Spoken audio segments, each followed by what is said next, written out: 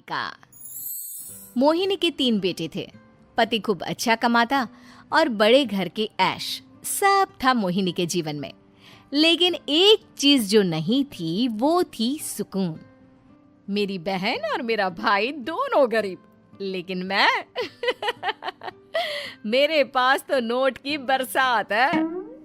तभी मोहिनी की बहन वीना उसके दरवाजे आ जाती है। अरे मोहिनी, कैसी है? मेरे घर में ना सिलेंडर खत्म हो गया है। तेरे पास तो इतने पैसे हैं, भरवा देना मेरा सिलेंडर। पैसे जैसे ही आ जाएंगे मैं दे दूंगी। तभी मोहिनी का पति राकेश आ जाता है। क्या है विना, ये अपने घर की परेशानी हम लोगों के घर ना गाया करो। तुम्हारी बहन को तुम लोगों पर तरस आ जाता है और वो पैसे देने लग जाती है। मुझे ये बिल्कुल पसंद नहीं है। ओ जीजा जी, नहीं, मैं तो वो बस अच्छा, मैं चलती हूँ। वीना वहां से चली जाती है। उसके जाने के बाद अच्छा किया जो आपने सुना दिया। अरे न जाने क्या सोचकर मेरे घर आ जाती है कि जैसे यहाँ तो भंडारा भरा है। अरे कितना तो दे दिया। अच्छा जी, जरा 1000 तो देना। वो बिन्नी दीदी है ना, उनके घर जा रही हूँ। उनका पोता हुआ है तो मुंह दिखाई दे दूंगी। हाँ, उन लोगों के आगे तो शो ऑफ किया करो। वो खुद को बड़ा अमीर शो करते हैं ना। दिखा दे कि तू भी किसी से कम नहीं है। हाँ जी, इसी के लिए तो जा रही हूँ। मोहिनी तैयार होकर अपनी बुआ की बेटी के घर जाती है, जहाँ उसके पोते का कार्यक्रम चल रहा होता है। वहाँ वीना भी आई होती है। अरे वीना, क्या जरूरत थी यहाँ आने की? तेरे घर पर गैस नहीं है तो वो भरा लेती। क्या करूँ मोहिनी, बुआ को बुरा लग जाता नहीं जाती तो। वैसे मेरे पास एक जोड़ा बच्चे का कपड़ा रखा था, वही अपनी चांदी के पायल के साथ देने जा रही हूँ। घर पर गैस थी नहीं, सोचा परिवार यहीं खाना खा लेगा, बाकी सुबह का सुबह देखा जाएगा। मोहिनी को बहन पर दया आ जाती है। वो पर्स से 1000 रुपए निकाल कर दे देती है। ले विना, लेकिन पैसे वापस कर देना, तेरे जीजाजी हिसाब लेते हैं। मोहिनी भी क्या करती, गरीबी में बहन का सहारा ही उसके जीवन जीने का आधार था। फिर एक रोज, सुनिए, भाई के घर बेटी हुई है, मुझे माँ के पास जाना होगा। अरे उस घर में ना कूलर है ना एसी, कैसे रहोगी तुम? हाँ, वही सोच रही हूँ कि अकेली जाऊं, बच्चों को साथ ना ले जाऊं। चले जाओ, लेकिन ये जो तुम अपने गरीब परिवार से मिलने चली जाती हो ना, मुझे बिल्कुल अच्छा नहीं लगता। पता नहीं मैं भी कैसे मैनेज करती हूँ, लेकिन क्या करूँ। मोहिनी भाई भाभी के घर आती है। मोहिनी, कैसे आना हुआ? तू यहाँ हम लोगों के घर रह लेगी या फिर किसी होटल में रहेगी? क्या हो गया है माँ? मोहिनी को क्यों ऐसे बोल रहे हैं आप? अरे तू नहीं जानती अपनी ननद को, पैसे वाली है ना, तो ऐड कुछ ज्यादा ही है। मोहिनी को माँ की बात का बुरा नहीं लगता है, क्योंकि उसे पता ही नहीं चलता कि माँ उसे जली कटी सुना रही है। वो भाभी की बच्ची के साथ लेन देन करती है और वहाँ से चली जाती है। उसके जाने के बाद, माँ, क्यों आप मोहिनी को इतनी सारी बातें सुनाती हो? भाई का बेटा बोल पड़ता है। माँ, क्योंकि दादी जानती है कि बुआ के अंदर घमंड है। सही बोल रहा है मोहन। बहू भले तुझे ना दिखता हो, लेकिन मुझे और मोहन को दिखता है कि वो कितनी घमंडी है।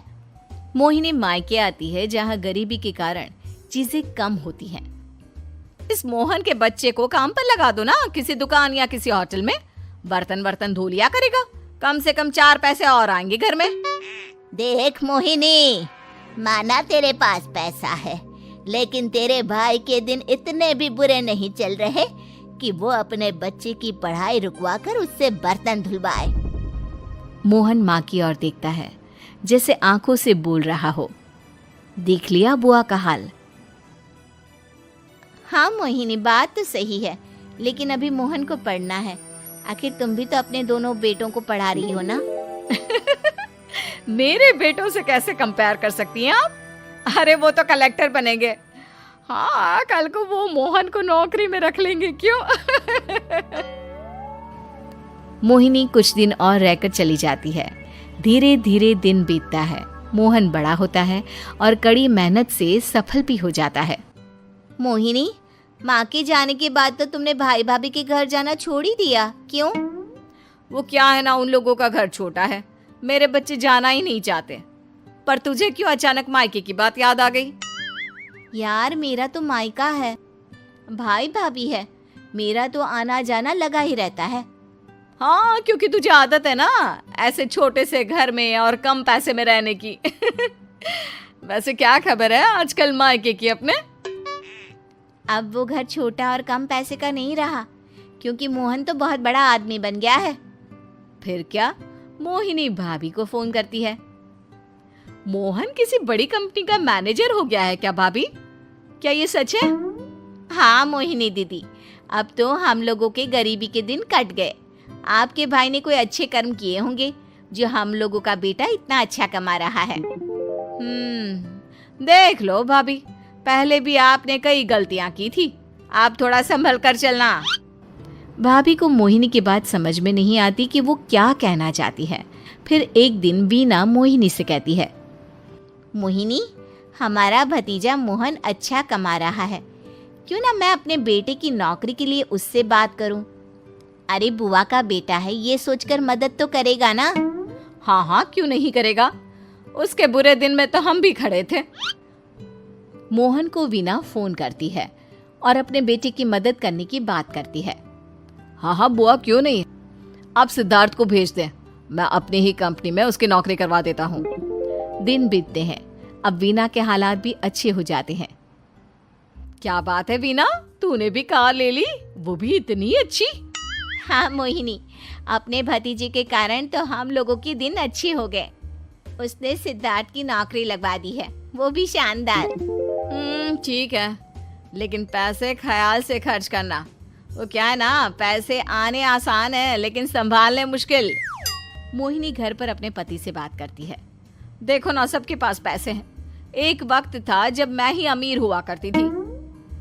लगता है कि ज्यादा दिन नहीं रह पाओगी, मेरी नौकरी को कुछ साल ही बचे हैं और तुम्हारे दोनों लड़के निकम्मे हैं। उन लोगों को बोलो ना कि नौकरी करे। तभी वहां मोहिनी के बेटे भी आ जाते हैं। अरे हमें क्या मोहन समझा है जो दिन रात गधे की तरह काम करते रहे? खैर, दिन फिरते हैं और मोहिनी के पति की नौकरी भी खत्म हो जाती है। मोहिनी क्या करे, थोड़े से पैसे में गुजारा नहीं हो रहा है, तो क्या करे, मेरी समझ में कुछ नहीं आ रहा। मोहन को बोलो ना कि वो इन दोनों के लिए नौकरी देखे, जैसे सिद्धार्थ के लिए नौकरी देखी है। मोहिनी क्या कहती, उसे अपने वो दिन याद आ जाते हैं जब उसने भाभी से मोहन को नौकर बनने की सलाह दी थी। क्या हो गया, क्या सोच रही हो मोहिनी?